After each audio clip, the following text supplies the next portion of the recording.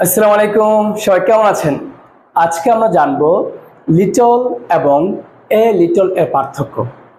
খুবই সিম্পল, তবে অনেক সময় আমাদের গ্রামার অথবা স্পোকেন অথবা লেখার ক্ষেত্রে আমাদের ভুল হয়। সেটা হলো লিটল এবং এ লিটলের ব্যবহারটি কি। লিটল মানে হলো না, নেগেটিভ ওয়ার্ড। লিটল যুক্ত বাক্যে নট ইউজ করা যাবে না। যেমন লিটল নিজেই নেগেটিভ, অর্থাৎ এরকম there is a little water, there is little water. এই দুটি বাক্যের মধ্যে একটির মধ্যে এ আছে, আরেকটির মধ্যে এ নেই।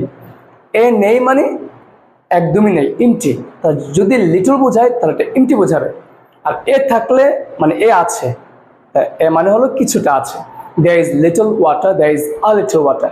দেয়ার ইজ লিটল ওয়াটার মানে হলো কিছু পানি, খুব কম পানি আছে, খাওয়ার মতো না, খুব কম, নাই বলে চলে।